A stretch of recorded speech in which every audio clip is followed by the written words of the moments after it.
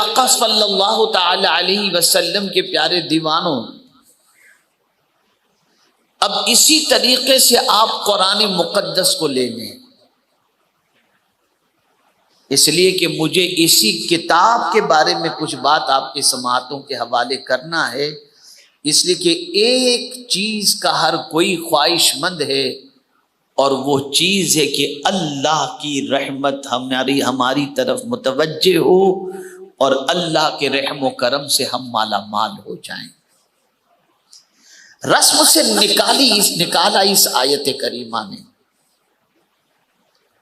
اگر موجودہ دور کے اندر حفظ کرنے والے بچوں کے بارے میں اگر پوچھا جائے، یا جو ماں باپ اپنے بچے کو حافظ بناتے ہیں ان سے پوچھا جائے کیوں بناتے ہو، تو کہیں گے قیامت میں اس بچے کے ماں باپ کو تاج اس کے سر پر سجایا جائے گا، ماں باپ کے سر پر، اس کے لیے حافظ بناتے، آخرت میں نجات کے ذریعے۔ بہت اچھا انٹینشن۔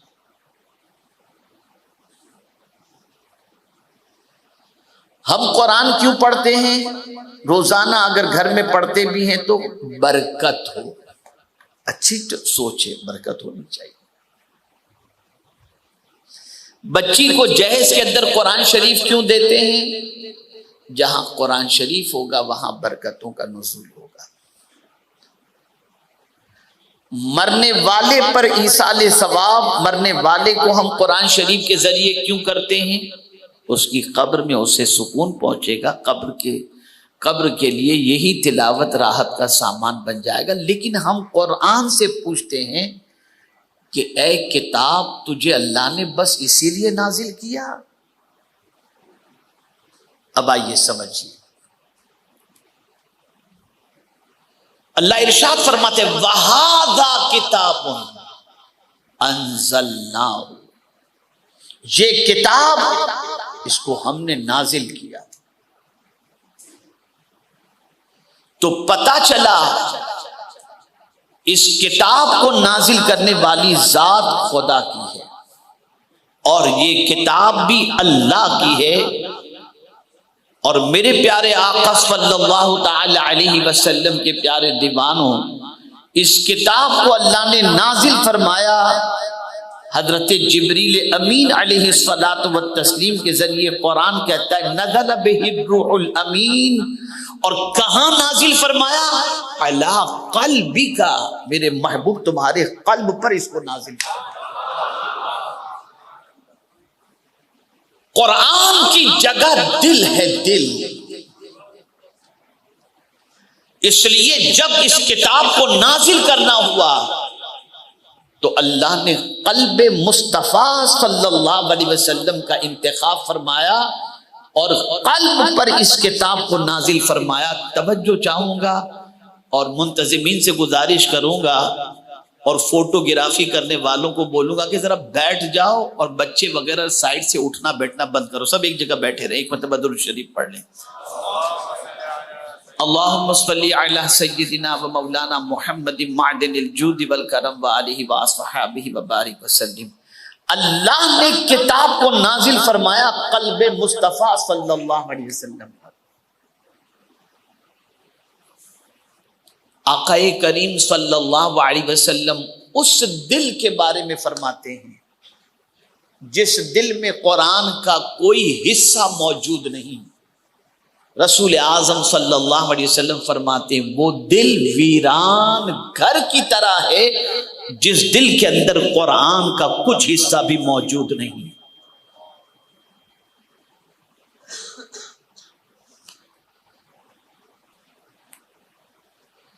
اب اس سے آپ کو میں سمجھاؤں تو سمجھ میں بات آئے گی۔ کتاب کا نزول ہو رہا ہے قلب مصطفیٰ صلی اللہ علیہ وسلم پر۔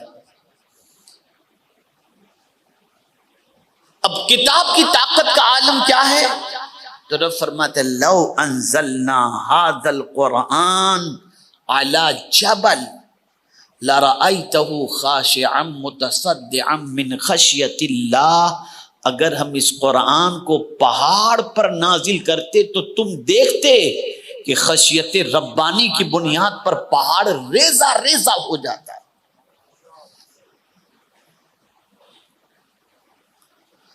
اگر قرآن پہاڑ پر نازل ہوتا تو پہاڑ میں اتنی سخت نہیں کہ نزول قرآن کے بوجھ کو برداشت کر سکے، لیکن یا رسول اللہ آپ کی عظمتوں پر قربان کہ آپ کے دل کی پوزیشن یہ ہے کہ قرآن آپ کے قلب اطہر پر نازل ہو رہا ہے، لیکن آپ کے قلب کو کوئی تکلیف نہیں پہنچتی۔ پتہ چلا پہاڑ سے بھی طاقتور اگر کسی کا دل ہے تو وہ مصطفیٰ جان رحمت صلی اللہ علیہ وسلم، آقا کریم صلی اللہ علیہ وسلم۔ قرآن کی جگہ صرف زبان نہیں ہے، قرآن کی جگہ دل ہے، دل۔ اور یہی وجہ ہے کہ اما پارا ہو یا یسرن القرآن ہو، اور دوسرے اینگل سے دیکھیں تو کالج کی کتابیں ہوں یا یونیورسٹی کی کتابیں ہوں یا اسکول کی کتابیں ہوں، ان ساری کتابوں کے بستے کو، بیگ کو جب بچہ اٹھاتا ہے تو پیٹھ کی طرف اس کا بیگ رہتا ہے، لیکن یسرن القرآن لے کر کے جب مکتب میں جاتا ہے تو سینے پر لگا کر کے جاتا ہے، بتا رہا ہے کہ اس کی جگہ دل ہے، دل۔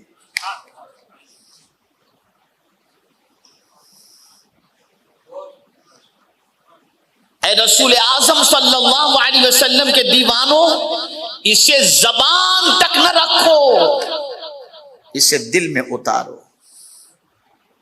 کیا وجہ تھی کہ وہ 313 تھے تو لرزتا تھا زمانہ؟ وجہ یہ تھی کہ دل میں قرآن تھا، اس کی وجہ سے اللہ نے انہیں طاقت عطا فرمائی تھی۔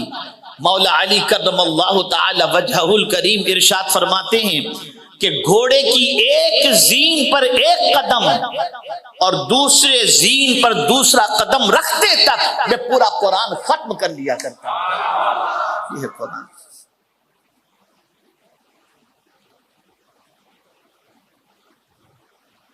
جس دل کے اندر قرآن ہو وہاں رحمتوں کا نزول ہوتا ہے۔ دل کی بات عرض کر رہا ہوں، زبان کی بات نہیں۔ اب آئیے سمجھاتا ہوا تھوڑا آہستہ آہستہ چلو۔ وَهَذَا كِتَابٌ أَنزَلْنَاهُ مُبَارَكٌ، یہ پہلی شان کتاب کی بیان کی جا رہی ہے کہ یہ برکت والی کتاب ہے۔ ایسی برکت ہے اس کتاب کے اندر، اتنی برکت اللہ نے اس کتاب کے اندر رکھی ہے کہ میرے پیارے آقا صلی اللہ علیہ وسلم کے پیارے دیوانوں، رسول اعظم صلی اللہ علیہ وسلم فرماتے ہیں الف لام میم لیس بحرف بل الف حرف ولام حرف ومیم حرف۔ الف لام میم ایک حرف نہیں ہے بلکہ الف ایک حرف ہے، لام ایک حرف ہے، میم ایک حرف ہے، اور جب کوئی الف لام میم پڑھتا ہے تو اللہ اسے 30 نیکیاں عطا فرما دیتا ہے۔ اگر کوئی سورہ اخلاص کو 3 بار پڑھ لے تو اللہ نے ایسی برکت رکھی ہے کہ پورے قرآن کا ثواب عطا فرما دیتا ہے۔ یہ برکت والی کتاب، اور اتنا تو ہر کوئی جانتا ہے کہ یہ برکت والی کتاب ہے، تبھی تو دکان میں پہلے رکھتا ہے۔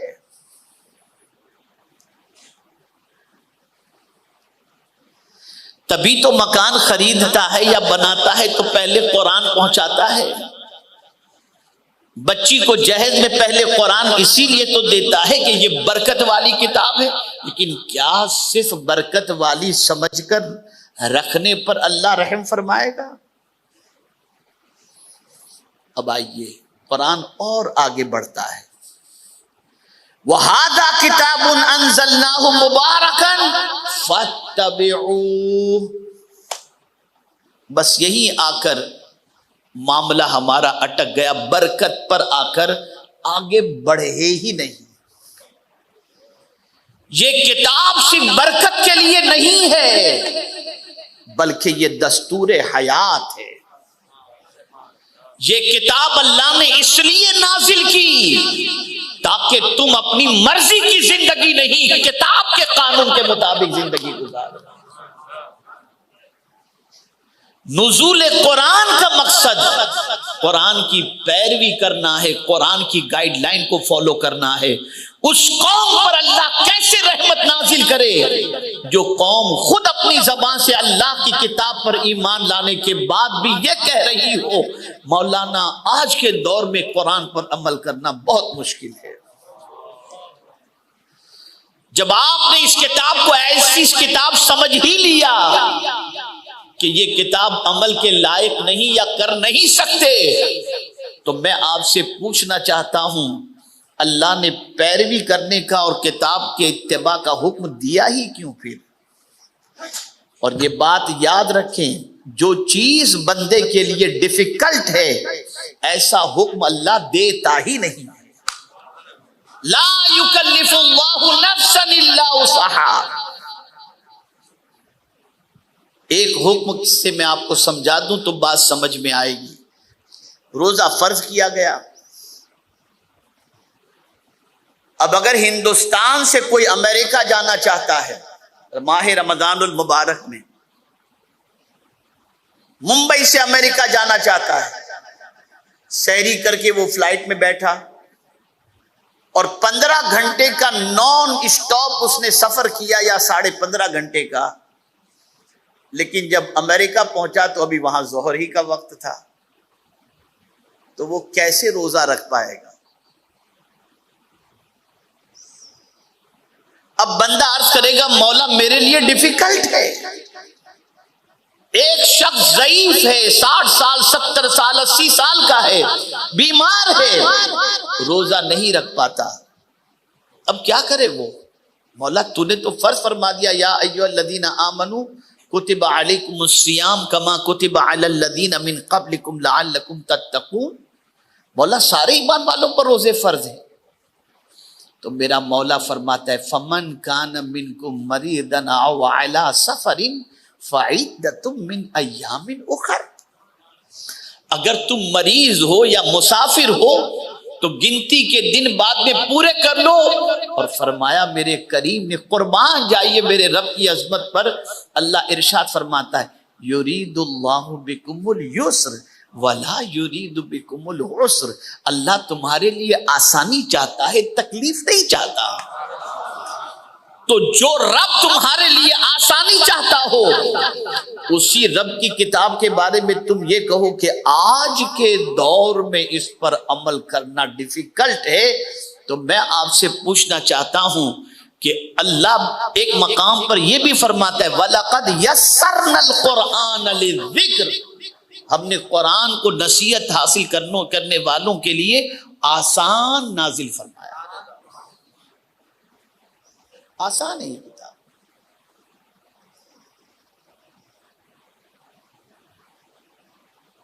تو یہ قرآن سننے کے لیے صرف نہیں ہے، یہ قرآن صرف پڑھنے کے لیے نہیں ہے، یہ قرآن صرف ایصال ثواب کے لیے نہیں ہے، بلکہ اس قرآن کو اس لیے اللہ نے نازل فرمایا تاکہ اس قرآن کی پیروی کرو، اس کے حلال کردہ چیزوں کو حلال، حرام کو حرام، اور اس کے بتائے ہوئے قانون کو فالو کرو۔ اگر تم یہ کرو گے تو قرآن پر ایمان لانے کے ساتھ ساتھ ایمان کے تقاضوں کی تکمیل بھی پوری ہوتی دکھائی دے گی۔ میں سمجھاؤں، ایک دو واقعات سمجھاؤں گا تو بات اچھی طرح سے سمجھ میں آئے گی۔ اس کتاب کی پیروی کرنے کا حکم دیا گیا۔ کیسی پیروی ہوتی تھی؟ کس طرح سے پیروی ہوتی تھی؟ بیت المقدس کی چابی جب مسلم لشکر کے کمانڈر کے ہاتھ میں دینی ہوئی تو کہا گیا کہ آپ تشریف لائیں اور چابی لے کر کے جائیں۔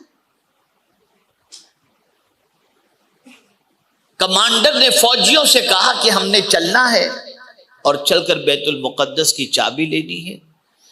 ایک حربہ استعمال کیا گیا، جس راستے سے مجاہدین کا آنا تھا اس راستے کے کنارے پر لڑکیوں کو کھڑا کر دیا گیا کہ نوجوان مجاہدین کی نظر جب لڑکیوں پر پڑے گی تو مقصد بھول جائیں گے اور محبت میں گرفتار ہو جائیں گے، بیت المقدس کو بھول جائیں گے۔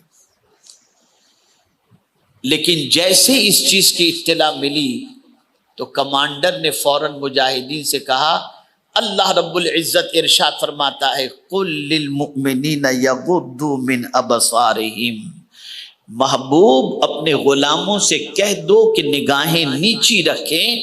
کمانڈر نے جیسے ہی یہ کہا، پورا نوجوان مجاہدین کا لشکر جب شہر میں داخل ہوا سب کی نگاہیں جھکی جھکی تھی، کوئی کون کھڑا ہے کون نہیں توجہ تھی ہی نہیں، ان کی نظر کے اندر تو اللہ کا فرمان تھا، نگاہ نیچی کیے جا رہے ہیں، بڑھ رہے ہیں، سب گزر چکے۔ آخری نوجوان جب باقی رہا تو ایک لڑکی سے برداشت نہ ہوا اور برجستہ اس نے کہا، پتہ نہیں ان کی نگاہوں میں کون سمایا ہوا ہے کہ ہماری طرف نگاہ اٹھا کر دیکھتے تک نہیں۔ رک گیا وہ نوجوان اور کہا، جن کی نگاہوں میں مدینے کے تاجدار کے جلوے موجود ہوں وہ کسی لڑکی کو دیکھ کر اپنے ایمان کو خراب نہیں کیا کرتا۔ قرآن پر عمل تھا، یہ قرآن پر عمل تھا۔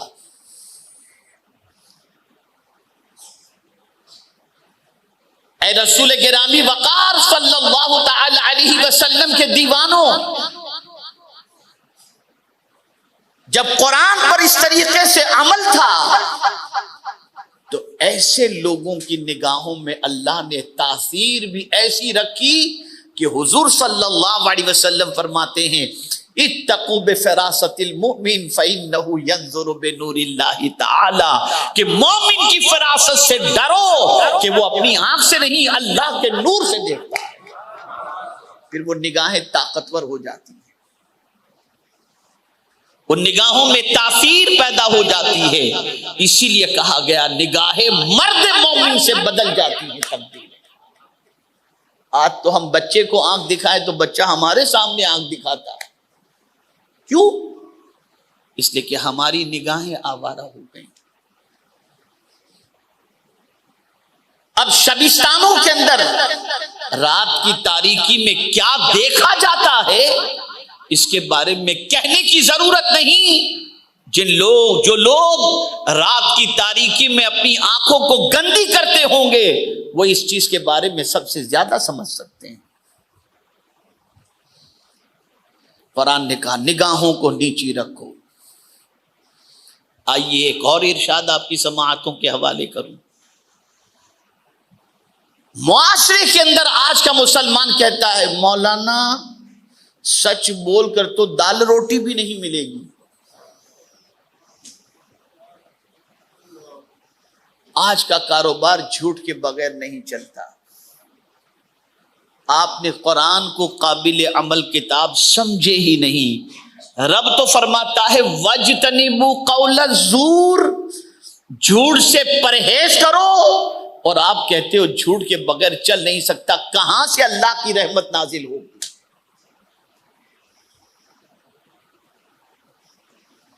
آقا کریم صلی اللہ علیہ وسلم ارشاد فرماتے ہیں، جب دریافت کیا گیا رحمت عالم صلی اللہ علیہ وسلم سے، کیا مومن زنا کر سکتا ہے؟ سرکار نے فرمایا کر سکتا ہے۔ مومن کمزور ہو سکتا ہے؟ ہو سکتا ہے۔ لیکن جب پوچھا گیا کئی سوالات کے بعد کیا مومن جھوٹا ہو سکتا ہے؟ سرکار نے فرمایا نہیں، مومن جھوٹا نہیں ہوگا۔ آج آپ دیکھ لیجئے، کیا اپنے کیا پرائے، پوری دنیا میں جھوٹ کا بازار گرم ہے۔ اور ایسے میں ایک مثال کے ذریعے میں سمجھاؤں، آٹو رکشہ کے اندر کوئی آدمی مالدار بیٹھ گیا، یا اولا اوبر کے اندر بیٹھ گیا کوئی مالدار، پیسوں سے بھرا ہوا بیگ لے کر کے بیٹھا، بھول گیا، اتر گیا، ڈرائیور کو معلوم نہیں کہ پیچھے کسٹمر جو بیٹھا ہے اس کا بیگ چھوٹ گیا ہے۔ گھر پہنچا، گاڑی روکی، اس نے پارک کی، دیکھنے لگا کوئی چیز ہے تو دیکھا تو بیگ پڑا ہوا تھا، کھولا تو اندر پیسے پڑے ہوئے تھے۔ غریب ڈرائیور، مہینے کا 20-25 ہزار کمانے والا، جب دیکھتا ہے کہ لاکھوں روپے اس کے اندر ہیں تو دل چاہتا ہے کہ میں اس پیسے کو رکھ لوں، خیال آتا ہے کہ نہیں۔ اب اس ڈرائیور کو کوئی جاننے والا بھی نہیں، کوئی پہچاننے والا بھی نہیں، محلے کا کوئی بندہ، اس کا نام بھی لوگوں کو نہیں معلوم، لیکن اس کے دل کے اندر ایک ڈر پیدا ہوا، نہیں یار یہ پیسے کب تک چلیں گے، مجھے دے دینا چاہیے۔ نکلا بیگ لے کر، پولیس چوکی میں جا کر کے جمع کرا دیا۔ اندر سے آئی کارڈ وغیرہ نکلا، پولیس والوں نے فون کیا، جس کا بیگ تھا وہ آیا اور آ کر کے بیگ لے کر کے گیا۔ دوسرے دن اخبار کے اندر، ٹی وی پر، الیکٹرانک میڈیا پر، سوشل میڈیا پر، ایک ایماندار آدمی آج بھی ہے جو بیگ لا کر کے دے دیا۔ پتہ چلا پوری دنیا بددیانتی کی جو ہے نا بھرمار لگی ہوئی ہے، بڑی مشکل سے کوئی سچا انسان آج کے دور میں ملتا ہے۔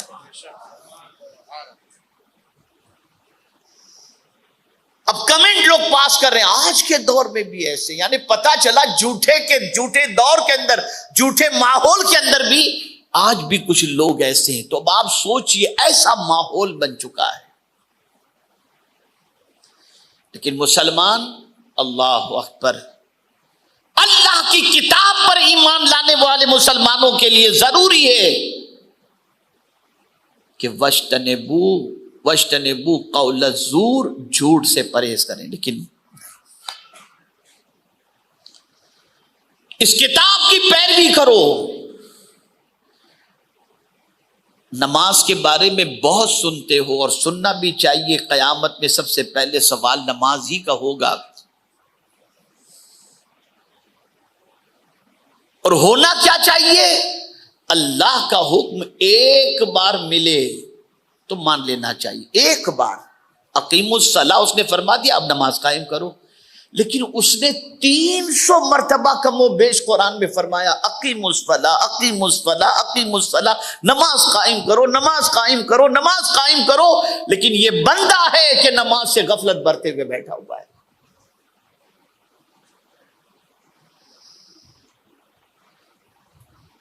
اب جس قوم کا مزاج ہی یہ بن جائے کہ اللہ کو تو ماننا ہے، اللہ کی نہیں ماننا، تو اس پر رحمت نازل کہاں سے ہوگی؟ کہاں سے نازل ہوگی؟ تو اللہ ارشاد فرماتا ہے وَهَذَا كِتَابٌ أَنزَلْنَاهُ مُبَارَكٌ فَاتَّبِعُوهُ، پیروی کرو اس کتاب۔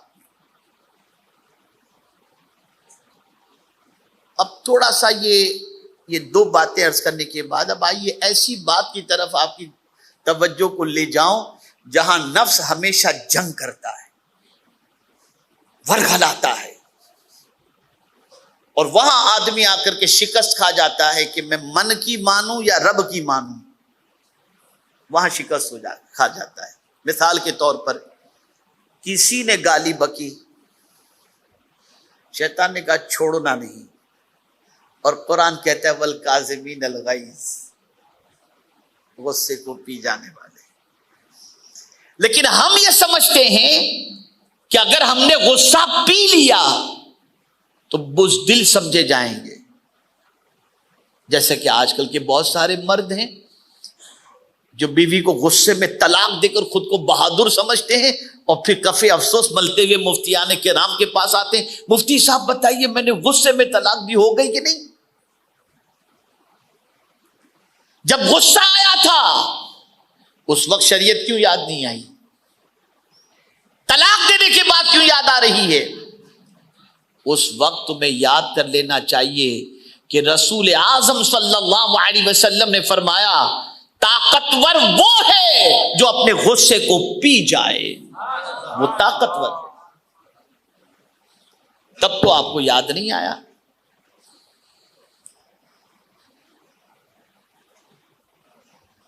میرے پیارے آقا صلی اللہ تعالی علیہ وسلم کے پیارے دیوانوں، بڑے سستے میں ہم نے سمجھ لیا کہ جنت تو ہمارے لیے ہی ہے، اور ہم جسے چاہیں گے ڈھکیل دیں گے جنت میں، اور جنت کے دروازے پر ہم ہی کھڑے رہیں گے۔ آئیے ہم قرآن سے پوچھتے جنت ہے کس کے لیے؟ آئیے ہم قرآن سے پوچھتے ہیں وَسَارِعُوا إِلَى مَغْفِرَةٍ مِّن رَبِّكُمْ وَجَنَّةٍ أَرْضُهَا السَّمَاوَاتُ وَالْأَرْضُ أُعِدَّتْ لِلْمُتَّقِينَ. جنت متقین کے لیے. اب متقین کون ہیں؟ الذین ينفقون فی السراء والضراء، جو خوشی اور غم میں اللہ کی راہ میں خرچ کرتے ہیں. والکاظمین الغیظ، اور غصے کو پی جانے والے ہیں. والعافین عن الناس، اور لوگوں کی خطاؤں کو معاف کر دینے والے ہیں. یہ ہیں در حقیقت متقین، اور ان کے لیے اللہ نے جنت بنائی ہے. یہ قرآن کہہ رہا ہے، یہ قرآن کہہ رہا ہے. اعلی حضرت عظیم البرکت امام عشق و محبت کو خط لکھا گیا، اور اس خط میں ہوتا یہ تھا کہ اعلی حضرت عظیم البرکت امام عشق و محبت کے خلفاء شاگرد ہوتے تھے، خطوط بہت آتے تھے، وہ پڑھ کر سناتے تھے اور پھر اس کے جوابات قلم بند کیے جاتے. ایک خط کے اندر بہت بکواس لکھی ہوئی تھی، پڑھنے والے چپ رہے، اور پھر اعلی حضرت عظیم البرکت کی بارگاہ میں عرض کیا کسی کم وقت نے بہت ناشائستہ الفاظ حضرت کی شان میں لکھے ہیں، بہت ہی ناشائستہ الفاظ. حضرت اس کا جواب ہم دیں گے. قربان جائیے میرے اعلی حضرت کی ارشاد پر. فرماتے ایک کام کرو، وہ جو تھیلا پڑا ہے نا دوسرے خطوط کا، ذرا وہ لے کر کے آؤ. لایا گیا، کہا کھولو اس کو پڑھو. جب اس کو پڑھا گیا تو اس میں بہت تعریف، بڑے القاب. اعلی حضرت فرماتے کیا لکھا ہے اس کے اندر؟ کہا حضور کو بہت القاب سے بہت تعریف. یہ سمجھدار لوگ ہیں جنہوں نے یہ لکھا ہے. تو اعلی حضرت فرماتے ایک کام کرو، جتنوں نے تعریف کی ہے پہلے ان کو انعام دو، پھر میری برائی کرنے والے کو سزا دینا. پھر برائی کرنے والے، اس لیے کہ اعلی حضرت کی نظر قرآن پر تھی، اور وہ جانتے تھے والعافین عن الناس کو، والکاظمین الغیظ کو جانتے تھے کہ قرآن کا نزول صرف پڑھنے کے لیے نہیں ہے، عمل کرنے کے لیے ہے. اس لیے ایک صدی گزر گئی، امام کی محبت کا چراغ آج بھی روشن ہے اور قیامت تک روشن رہے گا. وہ عامل قرآن تھے، وہ عامل قرآن تھے. آج سر میں درد ہو تو روزہ چھٹی، لیکن اعلی حضرت کا معاملہ کیا ہوا؟ مرض لاحق تھا، گرمی شدید تھی. بریلی کی سرزمین پر طبیب نے کہا کہ ماہ رمضان کے روزے آپ نہیں رکھ سکتے، آپ کی طبیعت اور خراب ہو جائے گی. قربان اس امام کی عظمت پر چلے گئے نینی تال، جہاں ٹھنڈا علاقہ تھا. کہا یہ رمضان کے روزے میں کیسے چھوڑ سکتا ہوں؟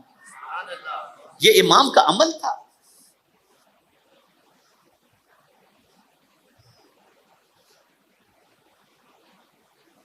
تو اللہ کی کتاب عمل کرنے کے لیے ہے.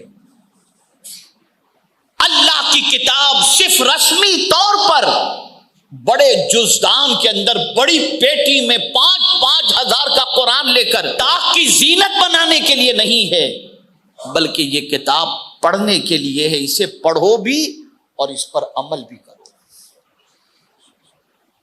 تو قرآن کہتا ہے فاتبعوہ، اس پر عمل کرو. واتقوا، اور اللہ سے ڈرو. ہے ڈر اللہ کا. ایک آیت میں آپ کے سامنے پیش کروں.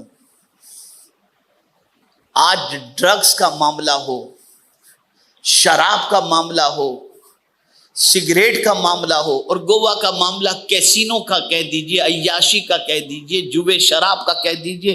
یہاں پر بہت زیادہ لوگ اسی کام کے سلسلے میں آتے ہیں دوسرے ممالک کے.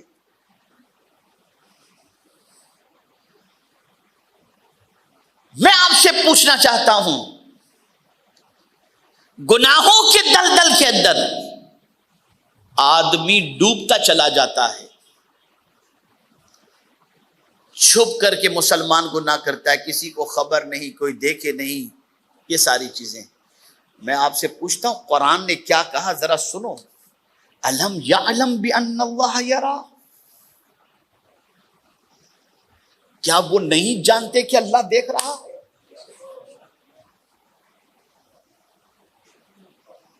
کیا وہ نہیں جانتے؟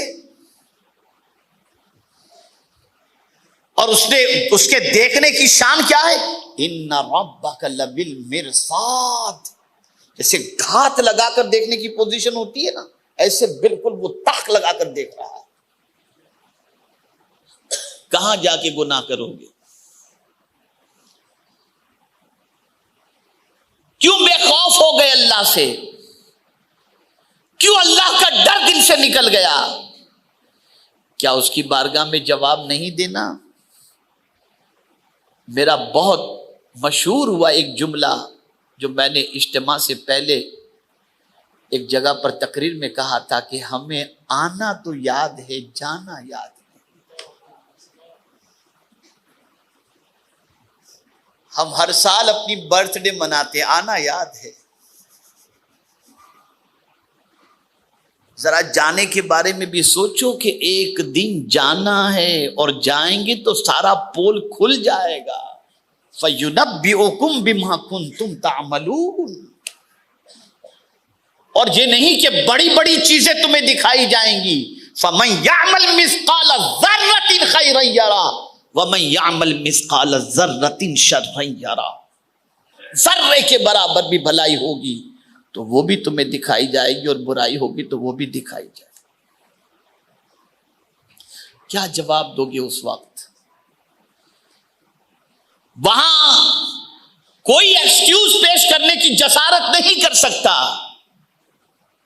وہاں تو منہ پہ مہر لگا دی جائے گی، الیوم نختم علی افواہہم، مولا یہ وجہ تھی، مولا یہ وجہ تھی، وہاں بول ہی نہیں سکتے، منہ پہ مہر لگ گئی۔ وہاں تو ہاتھ بولے گا، وَتُكَلِّمُنَا أَيْدِيهِمْ وَتَشْهَدُ أَرْجُلُهُمْ بِمَا كَانُوا يَكْسِبُونَ۔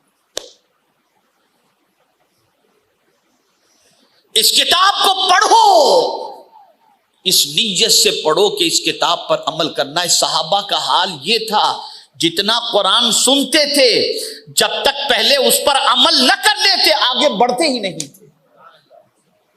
اور ہمارا حال یہ ہے کہ ہم نے ماہ رمضان میں 7 قرآن ختم کیے، بسم اللہ کا ترجمہ بھی نہیں معلوم، اور عمل کا حال اللہ ہی خیر فرمائے۔ تو یہ کتاب عمل کی کتاب ہے، اس پر عمل کرو اور اللہ سے ڈرو۔ مولا اگر اس کتاب پر عمل کیے اور تجھ سے ڈرے تو ہوگا کیا؟ بندے تو جو چاہتا ہے نا وہی تیرے ساتھ ہوگا، لعلکم ترحمون، تاکہ تجھ پر رحم کیا جائے۔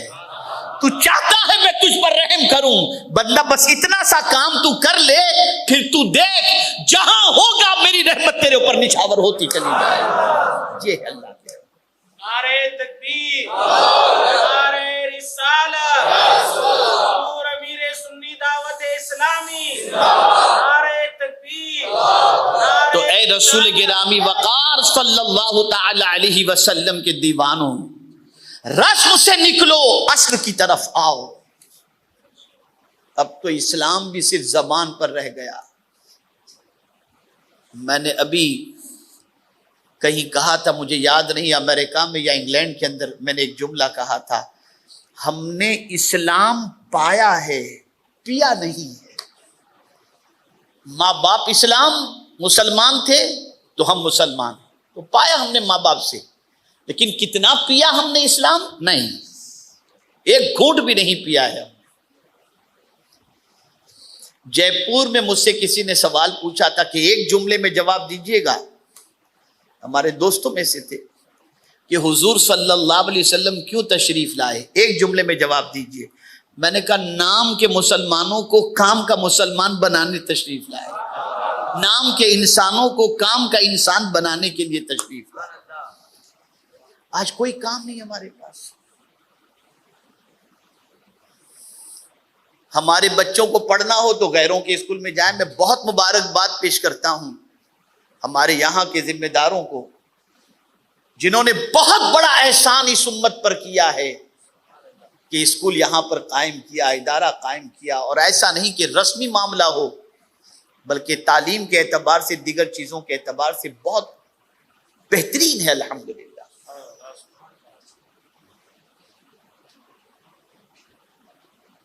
کام تو ہمارا کچھ ہے نہیں،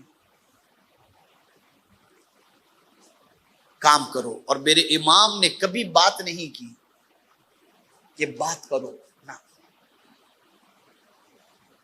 حضور صلی اللہ علیہ وسلم کو راضی کرنے کے لیے اعلی حضرت نے صرف بات نہیں کی۔ میں آپ کو بتاؤں، قرآن کہتا ہے وَقُلِ اعْمَلُوا فَسَيَرَ اللَّهُ عَمَلَكُمْ وَرَسُولُهُ وَالْمُؤْمِنُونَ، میرے محبوب فرما دیجئے کام کرو، عمل کرو، اللہ، اس کے رسول اور ایمان والے کام کو دیکھیں گے، کام کو دیکھیں گے۔ تو میرے امام پکار اٹھے، کام وہ لے لیجئے تم کو جو راضی کرے، ٹھیک ہو نا میرا ذات تم پہ کروڑ، کام کرو۔ آج ہماری قوم اسلام کی بارڈر پر کھڑی ہوئی ہے، کب پھسل کر کہاں چلی جائے کوئی بھروسہ نہیں۔ انہیں دین پلاؤ، انہیں قرآن پلاؤ، انہیں مدینے کے تاجدار صلی اللہ علیہ وسلم کی محبت پلاؤ، انہیں اللہ کی الفت پلاؤ، اللہ کا ڈر ان کے دل میں پیدا کرو۔ اگر یہ نہیں کیے تو اللہ خیر فرمائے، آنے والی نسلوں کا اسلام پر ثابت قدم رہنا ممکن بھی ہوگا یا ناممکن ہم کہہ نہیں سکتے۔ بہت سخت حالات سے ہم گزر رہے ہیں، اتنا بڑا مجمع ہے، میں 10 آدمی کو کھڑا کر کے اگر پوچھ لوں کہ قرآن صحیح طور پر پڑھنا آتا ہے یا نہیں آتا، نہیں بتا سکیں گے۔ سیکھو، دین سیکھو، قرآن سیکھو۔ میں یہ نہیں کہتا دنیاوی تعلیم نہ حاصل کرو، ضرور کرو، لیکن دین کو پہلے۔ قبر کے اندر تم سے یہ نہیں پوچھا جائے گا کہ ڈاکٹر ہو یا نہیں، یہ پوچھا جائے گا دین تمہارا کیا ہے۔ دین سیکھو، اس کو پرائرٹی دو، اس کو فوقیت دو، اور بچوں کے معاملے میں اس چیز کی فکر کرو کہ بچے کا دین پر قدم ثابت رہے، اور یہ ہر ماں باپ کی فکر ہونی چاہیے۔ بس یہ آخری بات عرض کر کے میں اپنی گفتگو کو ختم کرتا ہوں۔ ایک ماں باپ جو آج سوچتے ہیں، وہ کیا سوچتے ہیں؟ بیٹے کے لیے بنگلہ بنا کے جاؤں، بیٹے کے لیے دکان بنا کے جاؤں، بیٹے کے لیے بینک بیلنس چھوڑ کے جاؤں، میرے لال کو کوئی تکلیف نہ ہو۔ بہت اچھی سوچ کیجئے۔ اور پھر بیمار ہوتے تو کہتے بیٹے بڑی محنت سے یہ دکان بنائی تھی، بیٹا ذرا فالتو خرچہ مت